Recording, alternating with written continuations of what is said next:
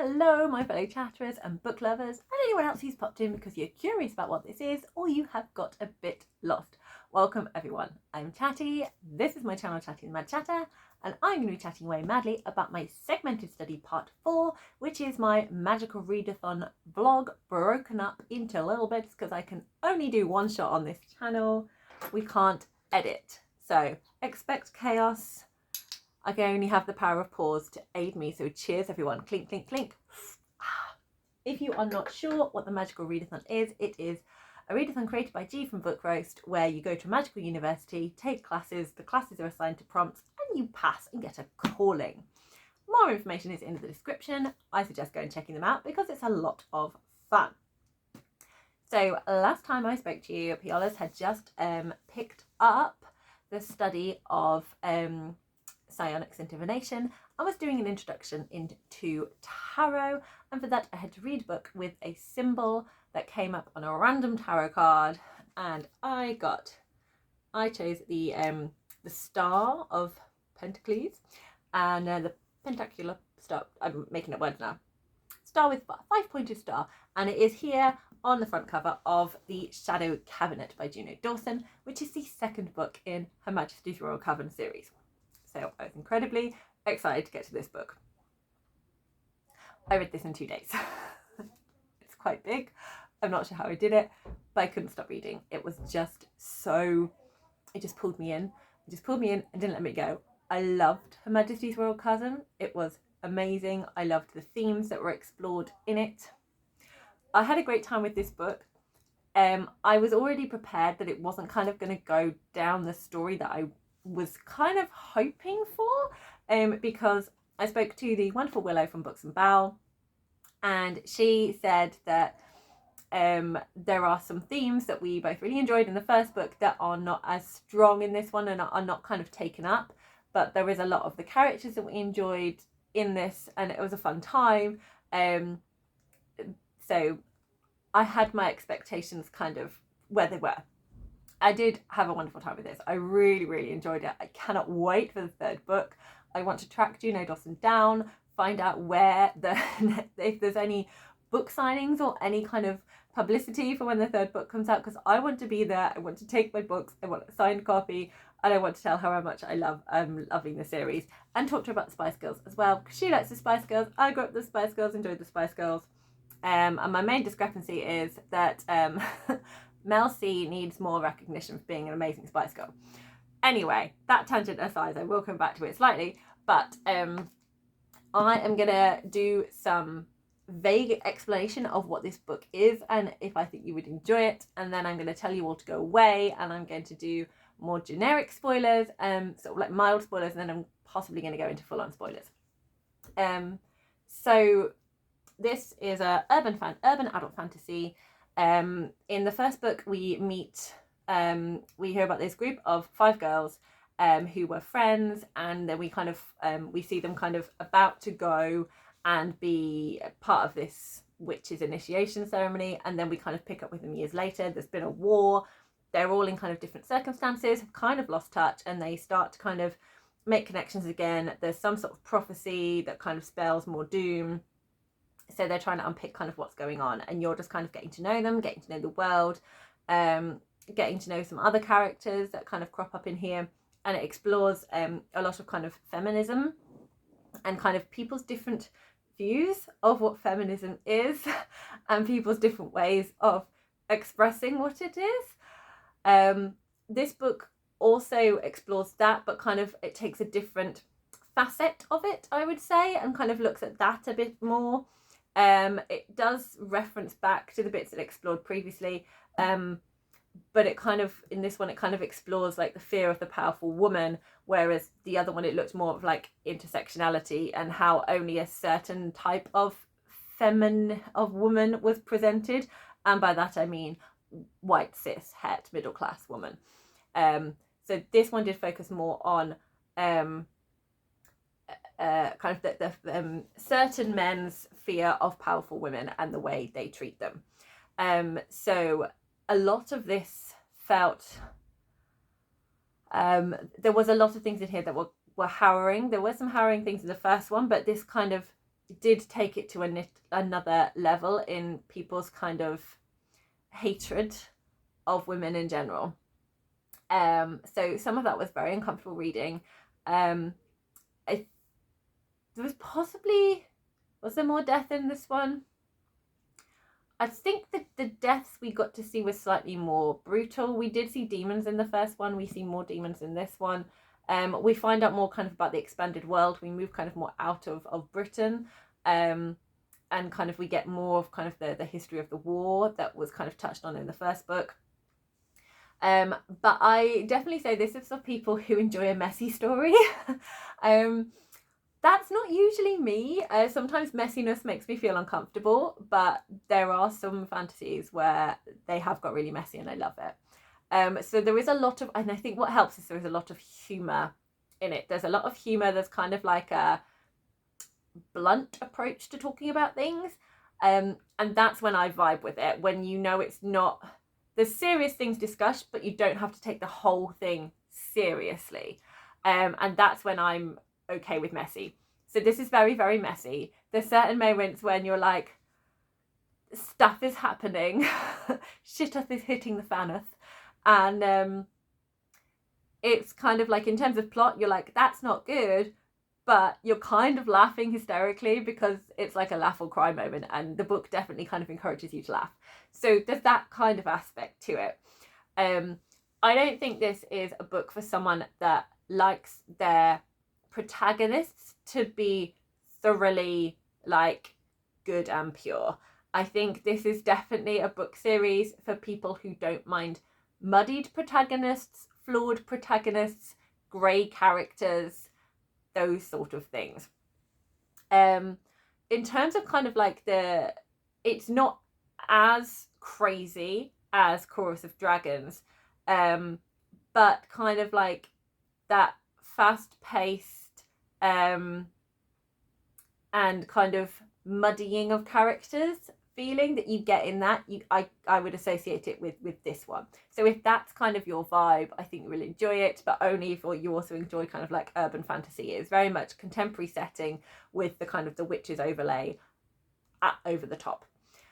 What I think is scary about this is how, if we woke up one day and realised magic is real, this is what will go down. Like, I can see it.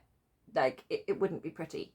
It wouldn't be pretty. There's so many things in the world that aren't pretty, and people's reaction would definitely go this way, which is really upsetting.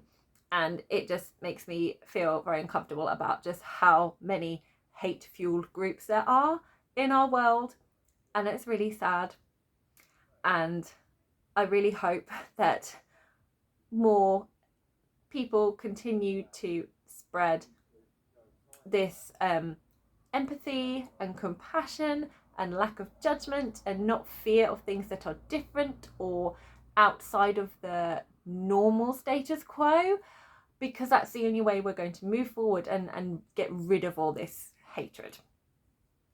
I'm now going to go into mild spoilers so I can explain to people who want more information the vagaries that I've just given there, because I think if I go any more explicit, if you are someone that really likes going into your books knowing nothing at all, there will be things that will be spoiled for you, because things that I'm going to say I think are interesting when you're not expecting it.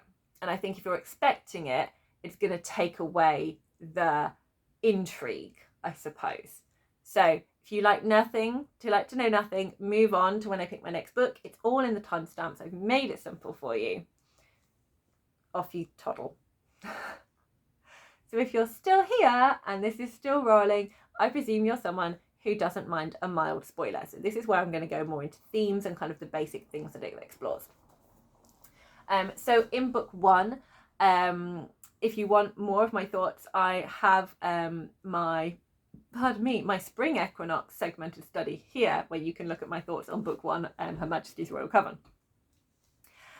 So my prediction at the end of that was that Her Majesty's Royal Coven was going to be like set as like a prequel, and the main characters were going to be kind of the children, and it was like their backstory and kind of like a villain's origin story, or like a tragic like setup. And then we were going to start this one, and it was maybe going to be sort of like a bit of 5 years later or like a year later, and there was just going to be this sudden kind of mystery and we were going to be following those characters. That didn't happen. It's completely fine. I really like that idea, so I'm just going to hold on to it for future, just in case I need it.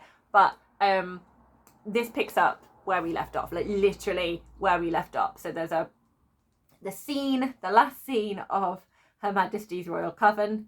We start there. Well, we have a prologue first. We get a bit of background on some characters, but essentially when the story gets going, we start from there. So the character that I was hoping would take a sort of more of a lead role in this, we still see them, but they're one of many points of view.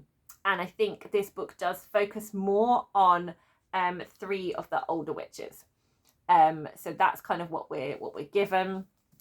What is really fun is we get in this book, as well as our kind of, so last time we had a map of England, we now have a Witches of Europe. So it's got like facts about well documented historical kind of witch hunts, which is sad, but I like that it's explored all over Europe. We have a map of Manchester, and then we have a building plan of Her Majesty's Royal Coven, which I thought was really cool.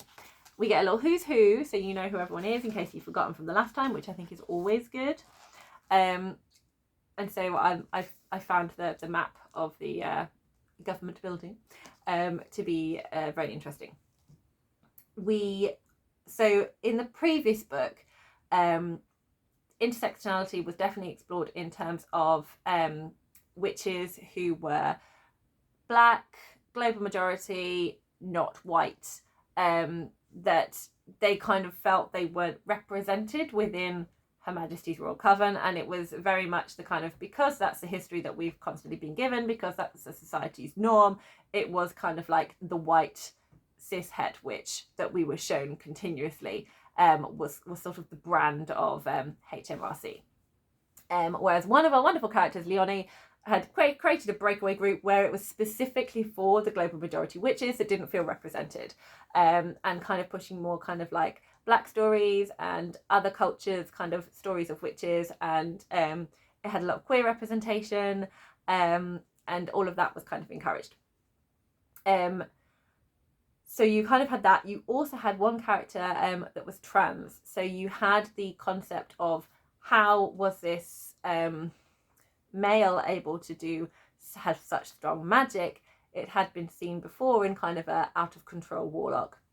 But then we have this wonderful exploration through this fantasy world of a trans witch. And it's what's the word? I need my other book here a moment. Thank you, T in LGBT, for giving me the correct terminology. So this witch is AMAB, assigned male at birth. So we get this lovely trans girl, and it comes out that she is a girl and a witch, and the characters are supportive of this and kind of supporting this, apart from one. So we get this, unfortunately in our world now, there is a lot of debate around the trans community and whether or not trans is a thing. And sadly this was it worked really well in the book. I'm sad that that's our society, but in the book this then was given rise and explored within this kind of magical world, and it was done so well, and it was so poignant, and you had all the feelings that you felt you were meant to have. There was a beautiful kind of sort of like adoptive mother-daughter kind of relationship starting, like a mentor, protege, sort of feeling starting to go on. And I enjoyed all of that. I felt gutted with some of that outcome. We kind of pick up the pieces where we left off. But we don't have such trans and intersectionality focus in the Shadow Cabinet. What we do have is the male hatred of women explored. We get a lot of neo-Nazi style characters, and they come in the guise of an aspect that I hadn't thought about appearing in this book, which I found really enjoyable in the form that it terrorized me, and that is witch hunters. and it just makes total sense. So it was like taking the concept of like stuff that would have happened in, you know, like 14th century, 15th century, and throwing it into the 21st. Are we the 21st century? Yeah, we are. Into the 21st century, with these kind of right-wing hate groups. And you're like, of course this is how they'd react. This is absolutely how you'd react. And it's horrific. It's utterly horrific. And it made me feel awful and gross and just horrendous. It also did look at really well how someone who is trans sort of struggled with hate that would attach to them for being trans, and then kind of the point when you are able to, I do apologize about the words if I'm using them incorrectly, please do tell me, but the point where you are able to pass more as your true gender, and you don't get that hatred for being trans, but if you are, you know, trans femme, you then get the reactions to you being a woman.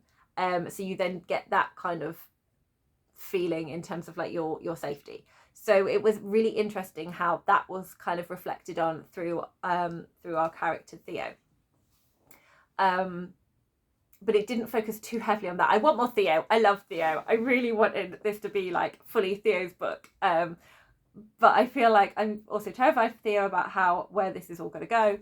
But it was really interesting. But there's actually another character that we did focus on who's also very, very interesting. And I really wasn't sure about them or how it was all going to work out. But it was fascinating. It was really fascinating. I did enjoy kind of different ways we were led and different stories that happened. And I'm very keen to see what is going to happen next. Where's this all going to go? I'm very curious. Very curious about all of this. It really kind of explored like your own choices and how you can blame things on circumstances and such, but ultimately you do make the choices. And I thought that was a really fascinating kind of thing that was explored. I'm now going to go into full-on spoilers for both Her Majesty's Royal Coven. It will absolutely spoil everything in that. So if you haven't read that and want to, do not go any further, skip ahead. It is also going to spoil bits of the Shadow Cabinet as well. So proceed with caution. Going into full spoilers. So I don't know what I was expecting. End of Her Majesty's Royal Coven. Suddenly, the protagonist that we were following, Neve, is killed by her sister Kira, who has been in like a coma in this hospital that Neve put her in because like she followed the kind of evil rising side and killed her fiance. I think it was a fiance. Anyway, lover. And Neve goes to visit her. She's feeling very conflicted. She's her sister and she loves her, but also this happened. And Kira has been given something, so she swaps souls and bodies with Neve. So Neve is then stuck in Kira's pretty much limited body, and Kira is in Neve's fully functioning body. And then I'm like, oh, that's going to be really awkward. Terrible, terrible, terrible. Then, before the book finishes, Kira suffocates Neve and kills her by smothering her with a pillow. So Neve is dead. Our protagonist is dead. And then we start this off and we're following Kira. I was just like, ah! So Kira does not have her memory. We're exploring kind of like bits and pieces of what she knows. And she is a very different character to Neve. And it was really interesting seeing this new dynamic. We've kind of heard about Kira all through the first book, so it's really interesting to meet her. But I'm like, I still don't know if I'm comfortable. Is Kira going to get some sort of redemption arc? Because I am so gutted she killed Neve. I loved Neve. Neve was like Theo's mum. It was beautiful. I'm pretty devastated. And I don't think I can root for Kira because I've not got over her killing Neve. That's a massive thing. And we definitely got to see into Kira's soul and kind of the different bits and pieces that kind of led her to this point. So it was a really interesting exploration. And there's definitely things that happened that we needed to be following Kira because Neve wouldn't have done that. Like, Neve was too, this is the correct way to do things. Like, she was more moral, she was less muddy. Kira is so muddy, so muddy. And other muddy things happen, and there was definitely certain points in here. So like, one of the big things, and I think this was really sad because I think this was very much like a massive mistake and one of the massive problems with HMRC, in that I think things should be looked at more on a case-by-case basis, and they should listen to their younger witches. So one of the big early on things that Kira struggled with was, one of the big witchy rules is you cannot do magic on a mundane. That's like a regular person that's not a witch. And Kira and her friends are being harassed. You know, they're sort of like old teenagers. There's a group of boys that are being very objectifying, and they're also being like quite racist towards Leonie, one of their really good friends. One of them grabs Leonie's boobs, and Kira's like, I'm not having that, and hexes him. And it makes sense. It's like, they should not have to put up with that. Women should not be harassed. There should not be sexual assault. And people need to know that it's not okay to do that to a person. However, there is also this balance between, you have a lot of power, you are responsible for how you use it, but also she's 17, you know? Like, so I think like there was an over-the-top reaction to it. And yes, it was one of the cogs in in Kira's kind of like destruction reel. But what I really like is that she does go, I can't blame my choices on just that one thing. Like, it didn't help. It definitely didn't help, and things would have been easier if that didn't happen. But I can't blame it on just that. I also chose this way of coping, so I am responsible for my actions. And I really appreciated that. But I did feel sorry for Kira, and on that bit, that was, you know, she was sticking out for a friend, she was stopping people bullying, she was helping, but yeah, unfortunate. I don't know what the hex was. I don't know how bad it would have been. I don't think we were told that much, but yeah, that happened. So it was fun following Kira. And we've left in a very muddy place again. Like, it's really fascinating seeing the reactions between all the friends. I still feel we need to grieve for Neve a bit more. Like, I'm not ready to not grieve for Neve. There were a few other reveals in here which were exciting and, again, messy. And just like, oh my goodness, no way. But the Spice Girl moment I said I'd come back to. Kira picks up one of her friends. They do refer to her as Neve in here sometimes because she's in Neve's body, so it is, I'm allowed that slip up. But there was a moment where Kira picks up one of her friends because she's got great kind of telekinesis and can like launch herself into the air, fly, whereas her friend hasn't. And so she picks her up and she says, like, hold tight, but instead of just hold tight, she says, hi, see ya, hold tight. If you are not a massive Spice Girl fan, or if you are not familiar with the lyrics of Spice Girl songs, you will not get that reference. But I read that and burst out laughing. I thought it was brilliant. I love Spice Girls. It just made me laugh so much. So yes, I appreciated that. There was less overt Spice Girl references in this one. There were more in the other one, but like, just that one did it for me. That was all I needed. It was brilliant. So I cannot wait. Like, the way this ended, like, there's still things I need to know. There's still stuff, and I'm interested to see which way this is going. I want more. I want loads of Theo in the next book. I really, really need that. Theo has yet to react to Kira being Kira and not Neve, and that needs to be explored. There's a lot of other stuff that needs to be explored, but I really want more Theo. I want more Theo. I'm hoping Snow makes an appearance in the next book. I have high hopes for Snow in terms of giving me some sort of like awkward book satisfaction. But we will see. We will see what goes down. I can't wait. I cannot. I'm so excited to get the third book. I'm so excited. So excited. I'm just still buzzing. It's taken me a lot to process this. It's really exciting. I really want to go to Juno Dawson. I really want to take these books and just be like, please sign them, and now I will buy the new one from you and you will sign this. And can we please discuss Juno Dawson? So why do you not like Sporty Spice as much as the other ones? Melcy is the best Spice Girl. Not only is she a massive trans ally and came out at Pride with the trans flag in 2019, I was lucky enough to see her this year at Brighton Pride performing. She is older than me and she was going around this massive stage like a full-on athlete. She is an athlete. She is so like physically fit and she was just incredible. She had this amazing silver tracksuit on. She was just doing a fantastic performance. She was so excited to be there. You could tell her joy, the way she was talking to everyone. It was just like she was so like charismatic. It was just like a massive party. She did a wonderful kind of mixture of songs, mixing kind of new stuff with old stuff, and she knew that everyone wanted some Spice Girl stuff, so she did some Spice Girl stuff. She did her Mel C bits on it, which I was delighted, and she ended up like, after she'd done an encore, she goes, should we just have one final dance? And she just played music and just absolutely like rocked out like a crazy person at the front of the stage. I loved her. She was incredible. So Juno Dawson, justice for Mel C, please. She is the best Spice Girl.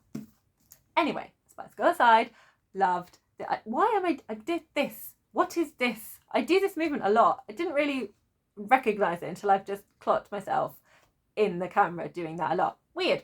Anyway, I loved this. I loved it. Just have such a great time with these books. I agree, like Her Majesty's Royal Coven is my favourite because of the trans theme was more prominent in that one. But this was a wonderful continuation, even if it wasn't going the way I wanted it to. It was wonderful. Like, it did things I wasn't expecting. It was an absolutely fun ride. So messy. So messy. Brilliant time. Stop talking. Move on to the next book. Okay. Let's see what PioLurs is going to be studying next. Wish me luck for this. I don't know if I'm going to pull this off with my little gimmick reveal of the magical class. We will see. But I've got 27 minutes on here that I am not redoing. PioLurs has passed level O in Alchemy and must now study level Q, turning silver into gold.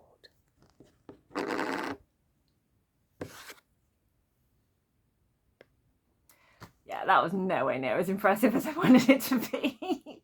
It was supposed to spin. I managed to get it spinning and it looked cool, but hey ho, we can't have everything, can we? So level Q, turning silver into gold. I haven't done the book thing. Let's do the book thing. And once again, I have got it completely wrong. It is copper into silver for level Q. What a silly Billy. Anyway, for level Q, I must read a book that is progressing with a series. And for that, PioLurs is going to be reading Fool's Quest by Robin Hobb, which is book 2 of the Fitz and the Fool trilogy. Something about alchemy. I just keep screwing it up for some reason. Don't know why.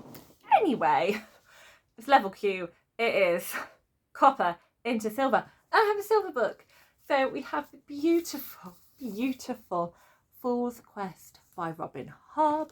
Look at the gloriousness of this hardback cover. I am not going to read that bit on the back, just in case. You never know, it might spoil things. So I have, look at this lovely end page with acorn and the oak leaf. I have read the first 2 chapters. I wasn't sure if it was just going to be 1 or 2, but because the chapters were so massive in Fool's Assassin, but it weren't too bad in this one. So I've read the first 2. So loved Fool's Assassin. It was so delightful being back with Fitz and just enjoying life there. This one again picks up. I'm just going to put that back in because I need to get a bookmark. I haven't chosen a bookmark for this one yet, so I should get on to that at some point. Anyway, focus. This picks up exactly where the last book left off. We are with Fitz at the events that have gone on. We get to be with him and with the characters that we love in this world and we're just taking our time, despite the frantic pacing of the last part of Fool's Assassin and a lot happening. We are just calmly continuing with Fitz as he goes about his day and does Fitz things. And I can say no more than that, because I'm not even going to talk about where he is, just because I don't know if that's just going to ruin aspects of Fool's Assassin for you, in case you've not read it. So, zoop, I can't say any more, but I love Fitz. I love this book. I can't wait to keep reading. I just kind of want to just stop time and not need to do anything else other than read. That would be lovely. And then I can just pick up my life again without having to, prioritise.